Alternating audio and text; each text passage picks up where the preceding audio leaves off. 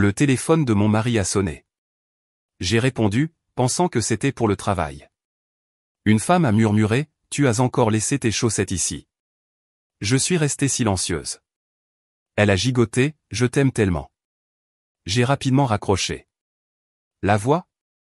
Ce n'était pas une inconnue. C'était de la famille. Le téléphone n'arrêtait pas de sonner. J'avais les mains plongées dans l'eau savonneuse des assiettes, regardant les bulles de savon éclater contre la fenêtre de la cuisine tandis que Tommy jouait avec ses camions sur le sol du salon. Ryan avait encore laissé son téléphone sur le comptoir avant de se rendre au garage pour réparer la clôture de nos voisins. La sonnerie continuait encore et encore, ce son par défaut agaçant qu'il ne prenait jamais la peine de changer. « C'est le téléphone de papa », lança Tommy, levant les yeux de son camion de pompier rouge. « Je sais, mon cœur. Maman s'en occupe. » J'ai séché mes mains sur le torchon, saisi le téléphone. L'écran affichait un numéro inconnu, mais ce n'était pas inhabituel. L'équipe de construction de Ryan recevait des appels de nouveaux clients tout le temps, surtout le week-end quand les gens avaient enfin le temps de penser aux réparations domiciliaires. J'ai glissé pour répondre. « Bonjour, téléphone de Ryan. » Silence. Puis, à peine au-dessus d'un murmure, une voix de femme a dérivé à travers le haut-parleur. « Tu as encore laissé tes chaussettes ici. » Mon cœur s'est arrêté. Les mots étaient doux, intimes, comme si elle était allongée dans son lit en parlant à quelqu'un qu'elle aimait. Je suis resté figé dans ma cuisine, le téléphone pressé contre mon oreille, attendant qu'elle réalise qu'elle avait fait une erreur et raccroche. Mais elle n'a pas raccroché. Au lieu de cela, elle a gloussé. C'était un son léger et joyeux qui m'a fait tomber l'estomac jusqu'au sol. Je t'aime tellement. Les mots m'ont frappé comme un coup de poing. Je ne pouvais pas respirer. Je ne pouvais pas penser. Mon doigt a trouvé le bouton au fin d'appel et je l'ai pressé si fort que j'ai cru que j'allais casser l'écran. La cuisine est tombée dans le silence, à l'exception du son des camions de Tommy roulant sur le parquet. J'ai fixé le téléphone dans ma main comme si c'était un serpent qui pourrait me mordre. Mes jambes se sont affaiblies, alors j'ai agrippé le bord du comptoir pour me stabiliser. « Des chaussettes » a-t-elle dit. « Des chaussettes ». Cela signifiait que Ryan était allé quelque part, avait enlevé ses chaussettes et les avait laissées là. L'endroit où l'on enlève ses chaussettes. L'endroit où quelqu'un d'autre fait votre lessive et sait quelles chaussettes vous appartiennent. Mon esprit a commencé à s'emballer, essayant de comprendre ce que je venais d'entendre. Ryan travaillait dans la construction. Il rentrait sale tous les jours, les bottes boueuses, les vêtements couverts de sueur. Il se changeait toujours dans le garage avant d'entrer pour ne pas salir la maison.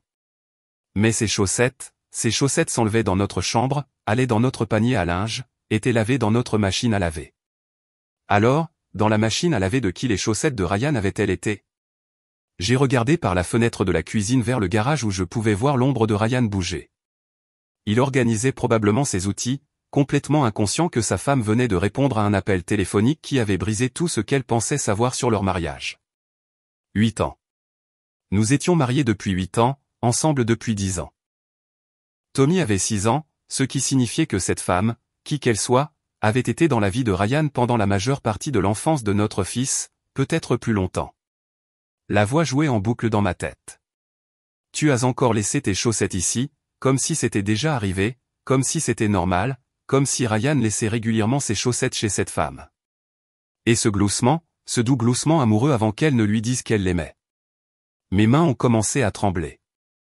J'ai posé le téléphone sur le comptoir et j'ai agrippé le bord avec mes 2 mains, essayant d'arrêter le tremblement qui se répandait dans tout mon corps. Je me sentais mal, vraiment mal, comme si j'allais vomir juste là dans ma cuisine propre avec mon fils jouant joyeusement à quelques mètres de là. Maman. La voix de Tommy semblait venir de loin. Tu vas bien? Je me suis tourné pour le regarder, ce beau petit garçon aux cheveux sombres de Ryan et aux yeux verts de ma mère, et j'ai essayé de sourire. Je vais bien, mon cœur. Continue de jouer. Mais je n'allais pas bien. Rien n'allait bien. La voix de la femme continuait d'écho dans ma tête, et j'ai réalisé quelque chose qui m'a glacé le sang.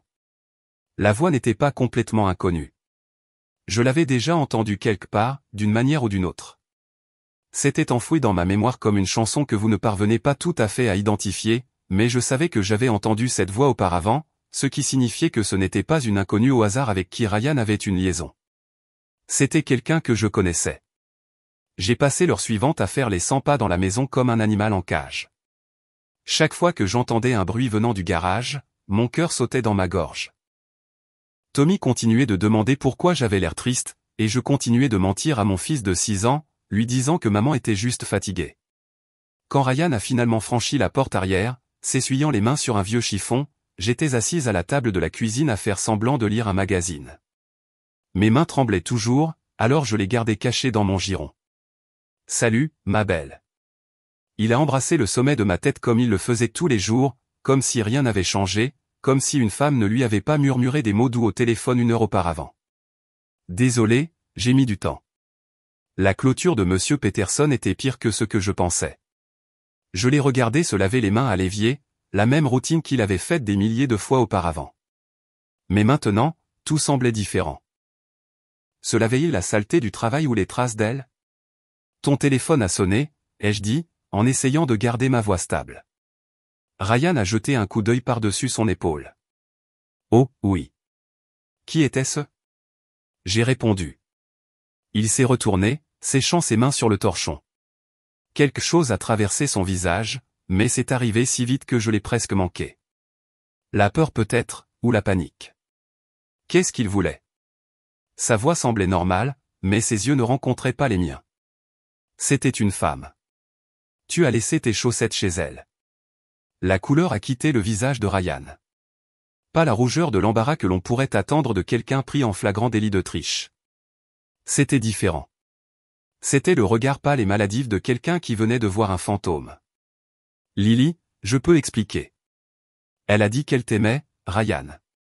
Ma voix s'est brisée sur son nom. Elle a gloussé et a dit qu'elle t'aimait. Ryan s'est passé les mains dans les cheveux, un geste que j'avais vu faire 1 million de fois quand il était stressé par le travail ou les factures, mais c'était un stress différent. C'était le genre de stress qui donnait aux gens l'impression qu'ils allaient s'effondrer. Ce n'est pas ce que tu penses, a-t-il dit calmement. Alors, qu'est-ce que c'est? Je me suis rapproché de lui, cherchant des réponses dans son visage. Parce que ce que je pense, c'est que mon mari a une liaison avec quelqu'un qui fait sa lessive et lui dit qu'elle l'aime. Non. Ryan a secoué vigoureusement la tête. Non, Lily, ce n'est pas comme ça. C'est compliqué. Compliqué? J'ai ri, mais il n'y avait pas d'humour. Qu'est-ce qui est compliqué là-dedans? Soit tu me trompes, soit tu ne me trompes pas. Ryan a regardé vers le salon où Tommy jouait toujours, puis vers moi. On peut en parler plus tard quand Tommy dormira. Non. Le mot est sorti plus sèchement que je ne l'avais prévu. On en parle maintenant. J'ai eu le cerveau en compote pendant la dernière heure à essayer de découvrir qui est cette femme et pourquoi elle a tes chaussettes. Lily, s'il te plaît. Qui est-elle, Ryan? Il a ouvert la bouche, puis l'a refermée. Ses mains tremblaient maintenant aussi. Et il continuait de jeter des regards vers la porte comme s'il voulait s'enfuir. Je ne peux pas. Je ne peux pas te le dire maintenant. Tu ne peux pas me le dire. Pourquoi pas? Parce que, il avait l'air perdu. Comme un petit garçon qui avait cassé quelque chose et ne savait pas comment le réparer. Parce que tu ne comprendrais pas. Cela a blessé plus que tout le reste qu'il aurait pu dire. Et c'est moi. Ryan m'a regardé pendant un long moment, et j'ai pu voir qu'il se battait contre une bataille intérieure. Finalement, il a sorti son téléphone de sa poche et a commencé à le faire défiler. Qu'est-ce que tu fais? J'ai besoin de passer un appel. Sa voix était à peine audible. J'ai besoin de réparer ça. Il s'est dirigé vers la porte arrière, le téléphone déjà pressé contre son oreille. Ryan n'ose pas me quitter, mais il était déjà dehors. Et à travers la fenêtre, je pouvais le voir faire les 100 pas dans notre jardin, parlant avec urgence à qui avait répondu. La même personne qui avait répondu quand j'ai appelé. Probablement la femme à la voix familière qui aimait mon mari. Ce soir-là, Ryan a dormi sur le canapé. Il a dit qu'il avait besoin d'espace pour réfléchir, mais je savais qu'il m'évitait. Je suis resté allongé dans notre lit vide, fixant le plafond, rejouant chaque conversation que nous avions eue au cours des derniers mois, à la recherche d'indices que j'avais manqués. Le lendemain matin, Ryan est parti au travail avant que Tommy et moi ne nous réveillions. Il avait fait du café et laissé un mot sur le comptoir de la cuisine. On parlera ce soir. Je promets. Je t'aime. Mais je ne pouvais pas attendre ce soir. Le fait de ne pas savoir me rongeait. Après avoir déposé Tommy à l'école, je suis rentré à la maison et j'ai fait quelque chose que je n'avais jamais fait en 8 ans de mariage. J'ai fouillé dans les affaires de Ryan. J'ai commencé par ses tiroirs de commode, cherchant tout ce qui semblait déplacé. Lettres d'amour, reçus, numéros de téléphone écrits sur des bouts de papier. Mais tout semblait normal. Vêtements de travail, vieux t-shirt, la montre que je lui avais donnée pour notre anniversaire. Puis je suis allé à son bureau dans le coin de notre chambre. Ryan n'était pas la personne la plus organisée, mais il gardait les papiers importants dans le tiroir du bas. Documents d'assurance, certificat de naissance de Tommy, notre certificat de mariage.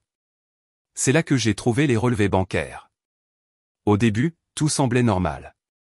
Les chèques de paie de Ryan qui entraient, le paiement de notre hypothèque qui sortait, les achats à l'épicerie, les stations-service.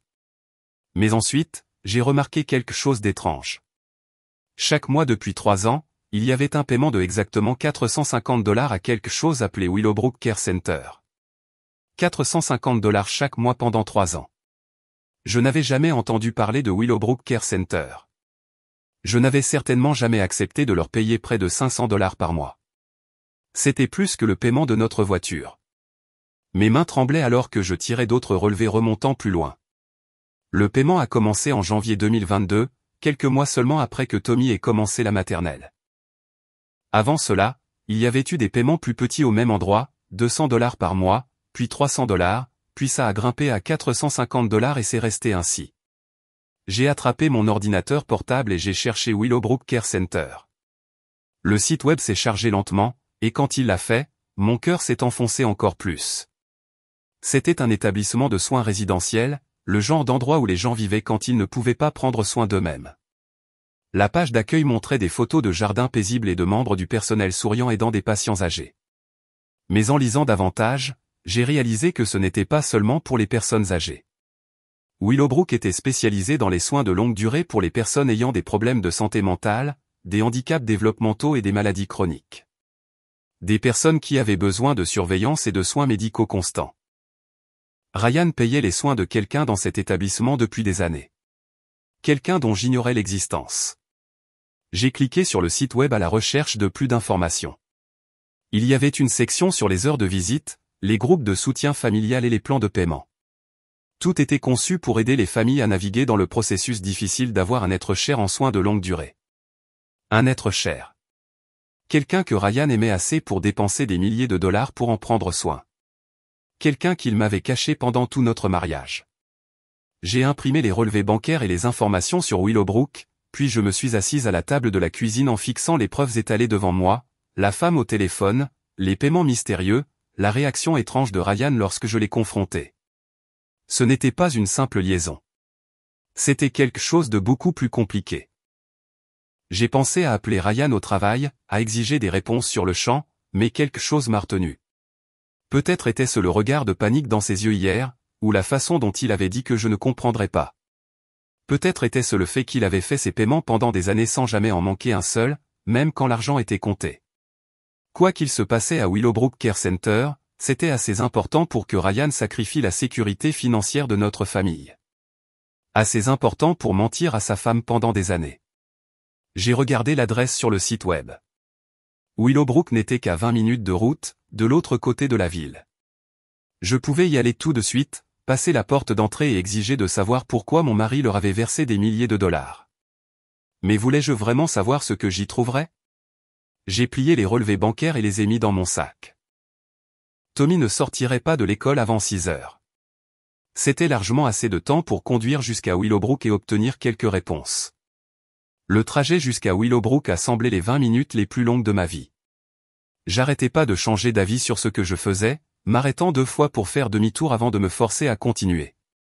Quand je suis arrivé à l'établissement, mes paumes étaient si moites que je pouvais à peine tenir le volant. Willowbrook Care Center ne ressemblait en rien aux photos joyeuses du site web. Le bâtiment était plus ancien que je ne l'avais prévu, une structure tentaculaire d'un seul étage entourée de grands pins qui bloquaient la plupart de la lumière du soleil. Le parking était à moitié vide, et les quelques voitures là semblaient appartenir au personnel plutôt qu'aux visiteurs. Je me suis assise dans ma voiture pendant 10 minutes, regardant les gens entrer et sortir par l'entrée principale. Une femme en blouse a conduit un homme âgé vers une camionnette. Un homme plus jeune portait des fleurs à travers la porte d'entrée, les épaules voûtées comme s'il portait le poids du monde. Finalement, je me suis forcé à sortir de la voiture et à marcher vers l'entrée. Les portes automatiques se sont ouvertes avec un doux vrombissement, et je suis entré dans un hall qui sentait le désinfectant et les fleurs artificielles. Puis-je vous aider ? La réceptionniste était une femme d'âge mûr avec des yeux gentils et des cheveux grisonnants tirés en chignon soigné, son badge indiquait « Patricia ». Je suis là pour rendre visite à quelqu'un, ai-je dit, ma voix sonnant étrange et lointaine. Mais je ne suis pas sûr. Je veux dire, je dois savoir si quelqu'un est impatient ici. L'expression de Patricia est devenue prudente. Êtes-vous de la famille ? J'ai hésité. Techniquement, je ne savais même pas qui je cherchais. Mon mari fait des paiements ici. J'ai trouvé les relevés bancaires, mais il ne m'en a jamais parlé. J'ai juste besoin de comprendre ce qui se passe. Je suis désolé, mais je ne peux pas divulguer d'informations sur les patients à moins que vous ne soyez inscrite comme contact autorisé. La voix de Patricia était douce, mais ferme. Quel est le nom de votre mari ? Peut-être que je peux vérifier s'il est enregistré. Ryan Mitchell. Patricia a tapé quelque chose dans son ordinateur, et j'ai vu son visage changer. La reconnaissance a clignoté dans ses yeux, suivi de quelque chose qui ressemblait à de la sympathie. Oh, a-t-elle dit doucement. Vous êtes la femme de Ryan. La façon dont elle l'a dit m'a fait tomber l'estomac, comme si elle savait qui j'étais, ou du moins qu'elle savait que j'existais, comme si mon mari leur avait parlé de moi à ces gens que je n'avais jamais rencontrés. Vous savez, Ryan, il vient ici depuis des années. Un frère si dévoué. Patricia s'est arrêtée et a eu l'air mal à l'aise. Je ne devrais probablement pas avoir dit ça. Frère ? Le mot m'a frappé comme un coup physique. Ryan avait un frère ou une sœur ? Quelqu'un qui le rendait visite depuis des années sans jamais me l'avoir mentionné. Je ne comprends pas, ai-je dit, agrippant le bord du bureau de réception. Ryan n'a pas de frère et sœur. Ses parents sont morts quand il était jeune. Il m'a dit qu'il était fils unique. Patricia avait maintenant l'air sincèrement confuse, mais il vient tous les mois rendre visite à Sofia. Il s'occupe de tous ses arrangements de soins, paie pour tout. Nous avons tous supposé que vous le saviez. Sofia. Le nom ne me disait rien, mais l'entendre prononcer à voix haute rendait tout plus réel. Ce n'était plus un mystère abstrait. Il y avait une personne réelle nommée Sofia que mon mari rendait visite chaque mois. Quelqu'un dont il se souciait, pour qui il payait, et dont il n'avait jamais une seule fois parlé à sa femme. Puis-je la voir ? Les mots sont sortis avant que je ne puisse les arrêter. Puis-je rendre visite à Sofia ? Patricia a secoué la tête. Je suis désolé, mais vous n'êtes pas sur sa liste de visiteurs autorisés. Seul Ryan est autorisé à lui rendre visite, et il a spécifiquement demandé que personne d'autre ne soit autorisé à y accéder sans sa permission écrite. Il quoi ? Ma voix devenait de plus en plus forte, et j'ai vu d'autres personnes dans le hall se tourner pour nous regarder. Il a spécifiquement dit que je ne pouvais pas lui rendre visite. Pas vous spécifiquement, a dit Patricia rapidement. Il a juste dit famille uniquement et il est répertorié comme son seul contact familial. Je me sentais comme si je me noyais. Ryan non seulement m'avait caché cette personne, mais il m'avait activement empêché de la découvrir. Il s'était assuré que même si je découvrais Willowbrook, je ne pourrais rien apprendre sur Sofia. Qu'est-ce qu'elle a ? Ai-je demandé désespérément. Pourquoi est-elle ici ? Patricia a jeté un coup d'œil autour du hall, puis s'est penchée plus près de moi. Je ne devrais vraiment pas vous dire ça, mais elle a des problèmes de santé mentale graves. Elle est ici depuis qu'elle a une vingtaine d'années. Ryan est son tuteur depuis avant que vous ne vous mariez. Tuteur. Le mot a tout mis en place. Les paiements mensuels, le secret, la panique dans les yeux de Ryan quand je l'ai confronté à propos de l'appel téléphonique. Sofia n'était pas juste quelqu'un que Ryan rendait visite. Elle était quelqu'un dont il était responsable. Quelqu'un qui dépendait complètement de lui. Quelqu'un qui pensait qu'elle était amoureuse de lui. Je ne pouvais pas partir. Pas encore. Pas quand j'étais si près de comprendre ce qui m'avait été caché pendant des années. Quelles sont les heures de visite ? Ai-je demandé à Patricia. Elle a jeté un coup d'œil à l'horloge murale. Elle commence dans environ 1 heure, mais comme je l'ai dit, vous n'êtes pas sur la liste autorisée. Et si je disais que j'étais la femme de Ryan et qu'il m'avait envoyé pour vérifier Sophia? Et si je disais que c'était une urgence? Patricia avait l'air mal à l'aise. Je pourrais avoir des ennuis pour ça.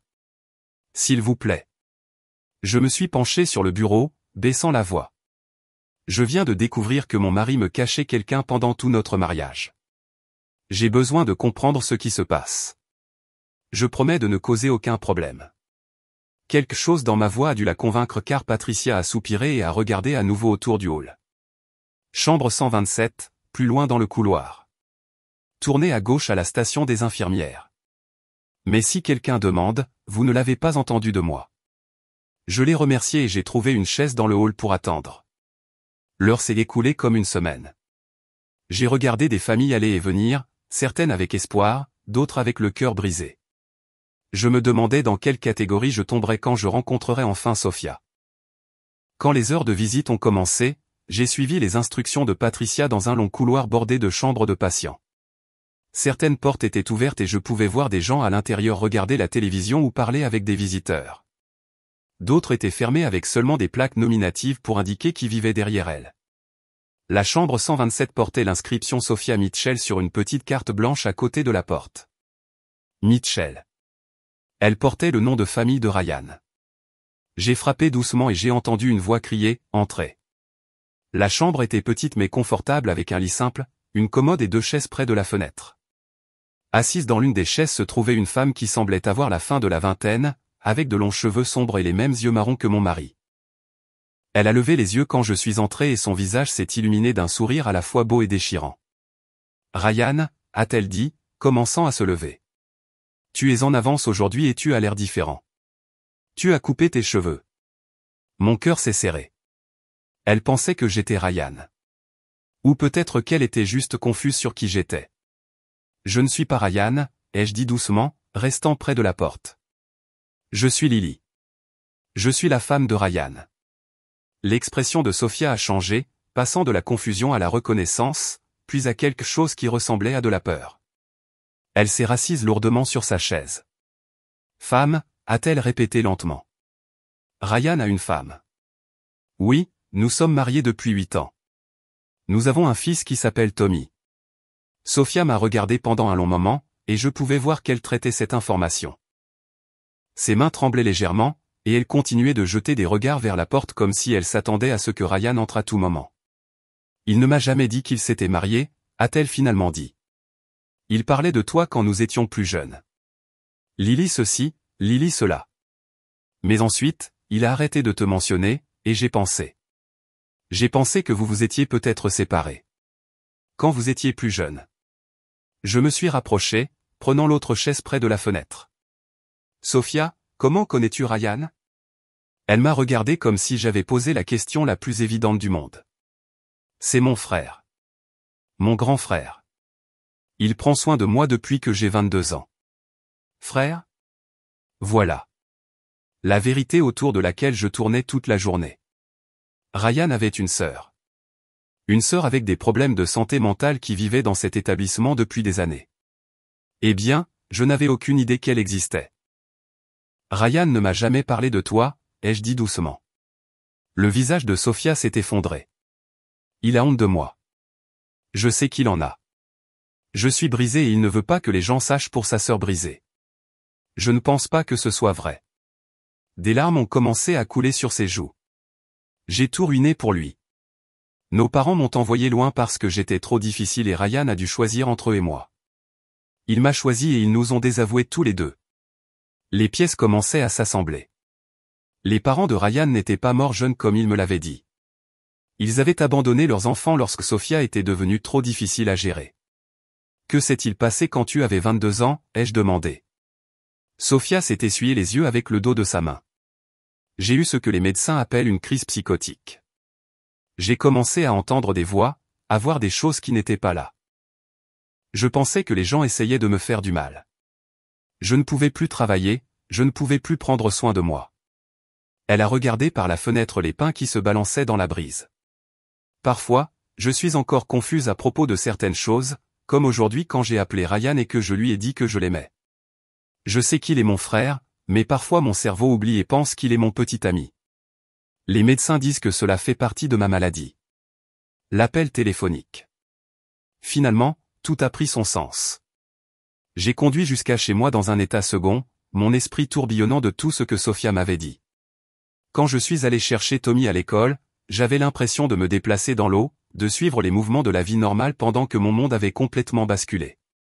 Le camion de Ryan était dans l'allée quand nous sommes rentrés. Il était assis à la table de la cuisine, toujours dans ses vêtements de travail, l'air de ne pas avoir dormi depuis des jours. Papa. Tommy a couru vers lui et Ryan l'a pris dans ses bras, une étreinte qui a duré plus longtemps que d'habitude. Salut mon pote, comment était l'école? Bien. Nous avons appris les dinosaures. Savais-tu que certains dinosaures étaient aussi grands que des bus scolaires? C'est incroyable. La voix de Ryan était tendue et ses yeux continuaient de dériver vers moi par-dessus la tête de Tommy. Pourquoi n'irais-tu pas jouer dans ta chambre un moment? Maman et papa ont besoin de parler. Après que Tommy ait disparu à l'étage, Ryan et moi nous sommes regardés à travers la cuisine. Il avait l'air épuisé et vaincu, comme un homme qui portait un poids trop lourd pour lui. Je suis allé à Willowbrook aujourd'hui, ai-je dit calmement. Les épaules de Ryan se sont affaissées. Je sais, ils m'ont appelé. J'ai rencontré ta sœur. Il a tressailli comme si je l'avais giflé. Lily, je peux expliquer. Elle m'a tout dit, Ryan.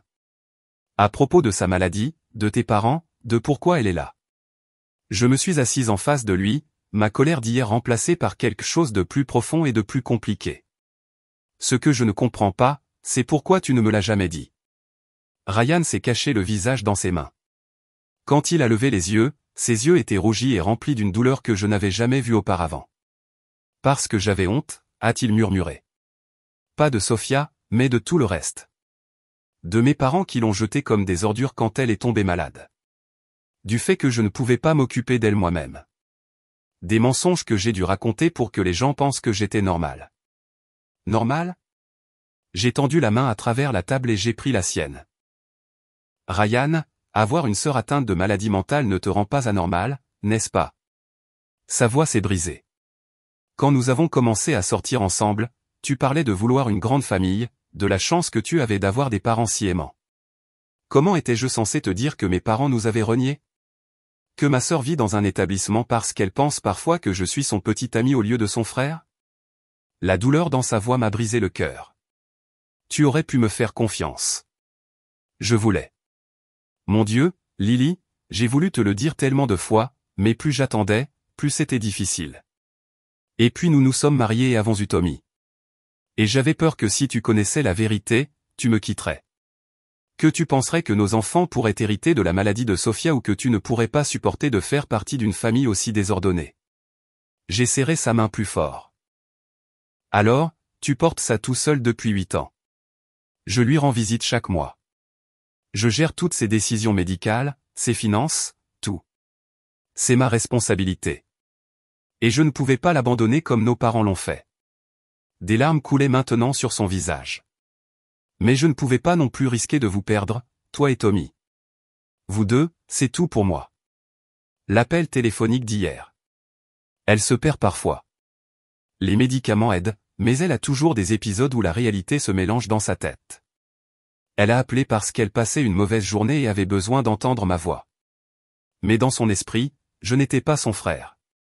À ce moment-là, j'ai pensé à Sophia assise dans cette petite chambre seule, sauf pour les visites mensuelles de Ryan. J'ai pensé à Ryan portant ce fardeau par lui-même, faisant des paiements qu'il pouvait à peine se permettre, mentant à la personne qu'il aimait le plus pour protéger un secret qui le rongeait.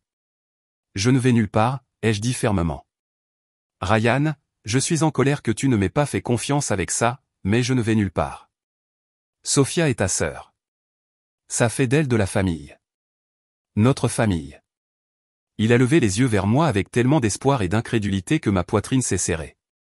Je me suis levé et j'ai contourné la table pour l'envelopper de mes bras. Nous allons résoudre ça ensemble. Tout. Ryan s'est effondré contre moi, tout son corps tremblant de soulagement et d'épuisement. Je suis tellement désolé, Lily. Je suis tellement désolé de t'avoir menti. Nous allons y arriver, ai-je murmuré dans ses cheveux. Mais plus de secrets, plus de mensonges. Si nous allons faire ça, nous le faisons ensemble. Pour la première fois depuis des mois, j'ai eu l'impression que nous pourrions réellement aller bien. 3 mois plus tard, j'étais assise dans la chambre de Sophia à Willowbrook, l'aidant à organiser les photos que Ryan avait apportées de nos albums de famille. Elle a montré une photo de la fête du 6e anniversaire de Tommy, étudiant son visage couvert de chocolat avec un doux sourire. Il ressemble tellement à Ryan à cet âge, a-t-elle dit. Même cheveux en désordre, même sourire de fauteur de trouble. Tu devrais le voir quand il est vraiment excité par quelque chose. Il a ce regard dans les yeux comme s'il planifiait la domination mondiale. Sophia a ri, un son qui était devenu plus fréquent ces derniers mois. J'adorerais le rencontrer un jour quand j'aurai une bonne journée. Nous avions travaillé avec le docteur Martinez, le psychiatre de Sophia, pour établir des limites saines et des attentes réalistes. Certains jours, Sophia était claire et présente, capable de comprendre parfaitement les relations et les dynamiques familiales. D'autres jours, sa maladie rendait tout confus et effrayant. En fait, ai-je dit, sortant mon téléphone. Ryan l'amène la semaine prochaine, juste pour une courte visite, et le docteur Martinez sera là aussi. Les yeux de Sophia se sont illuminés, puis se sont assombris d'inquiétude. Et si je me confonds? Et si je dis quelque chose qui lui fait peur? Alors nous le gérons ensemble. C'est ce que font les familles. Le mot famille semblait encore nouveau quand je l'appliquais à Sophia, mais cela devenait plus facile. Ryan et moi avions passé d'innombrables heures en thérapie, ensemble et séparément, à surmonter les dégâts que des années de secret avaient causés. Ce n'était pas facile, et certains jours, je me sentais encore en colère à cause des mensonges, mais nous construisions quelque chose de plus solide que ce que nous avions auparavant. Sophia, la voix de Sophia était calme. Merci de ne pas me détester. Pourquoi je te détesterais? Parce que j'ai appelé Ryan et que j'ai dit ces choses. Parce que je t'ai fait croire qu'il te trompait. Parce que je suis la raison pour laquelle il a dû te mentir si longtemps. J'ai posé l'album photo et me suis tourné pour lui faire face pleinement. Sophia, tu n'as pas forcé Ryan à me mentir. C'était son choix, et c'était le mauvais choix. Mais ce n'était pas de ta faute. Tu essayais juste de contacter la seule personne qui a toujours été là pour toi. Elle a hoché la tête. Mais je pouvais voir qu'elle luttait encore avec la culpabilité. Le docteur Martinez a dit que c'était normal pour les personnes atteintes de la maladie de Sophia. Il se blâmait souvent pour des choses hors de leur contrôle. De plus, ai-je ajouté, si tu n'avais pas fait cet appel téléphonique, je n'aurais peut-être jamais découvert ton existence, et ce serait une vraie tragédie car Tommy mérite de connaître sa tante. Le trajet de retour de Willowbrook était devenu une routine. Mais j'utilisais toujours ce temps pour assimiler mes visites avec Sophia. Aujourd'hui semblait différent, cependant, plein d'espoir d'une manière que les premières visites n'avaient pas été. À la maison, j'ai trouvé Ryan et Tommy dans le jardin, travaillant sur une cabane dans l'arbre qui était devenu le dernier projet de Ryan. C'était sa façon de gérer le stress, de construire des choses de ses mains pendant que son esprit travaillait sur des émotions compliquées. Comment va tante Sophia? Tommy a crié depuis son perchoir sur l'échelle. Nous lui avons parlé de Sophia progressivement, en expliquant qu'elle était malade d'une manière qui faisait que son cerveau fonctionnait différemment parfois, mais qu'elle était toujours de la famille et que nous l'aimions. Elle va bien. Elle est impatiente de te rencontrer la semaine prochaine. Est-ce qu'elle va vraiment vivre avec nous un jour? A demandé Tommy, descendant de l'échelle. Ryan et moi avons échangé des regards. Nous avions discuté de la possibilité que Sophia déménage dans une maison de groupe plus proche de nous, peut-être même finisse par avoir son propre appartement avec des services de soutien. Mais ce n'était encore qu'une possibilité dépendant de ses progrès et de ce que ses médecins pensaient être le mieux. Peut-être, a dit Ryan prudemment. Mais même si elle ne vit pas avec nous, elle fera toujours partie de notre famille. Ce soir-là, après que Tommy se soit endormi, Ryan et moi nous sommes assis sur notre porche arrière à regarder les étoiles apparaître. C'était devenu notre nouvelle tradition, ce moment tranquille pour faire le point l'un sur l'autre et s'assurer que nous restions connectés. Je n'aurais jamais pensé dire ça, a dit Ryan, me prenant la main. Mais je suis content que tu aies répondu à cet appel. Même si cela nous a presque détruits, cela ne nous a pas détruits. Cela nous a rendus plus forts. Il m'a serré la main et cela a ramené Sophia dans la lumière au lieu de la garder cachée dans l'ombre. Je me suis appuyé sur son épaule, sentant la chaleur solide de lui, la certitude que nous avions traversé la tempête et étions sortis meilleurs pour cela. Plus de secrets, ai-je dit. Plus de secrets, a-t-il convenu. Et pour la première fois depuis des mois, je l'ai cru complètement.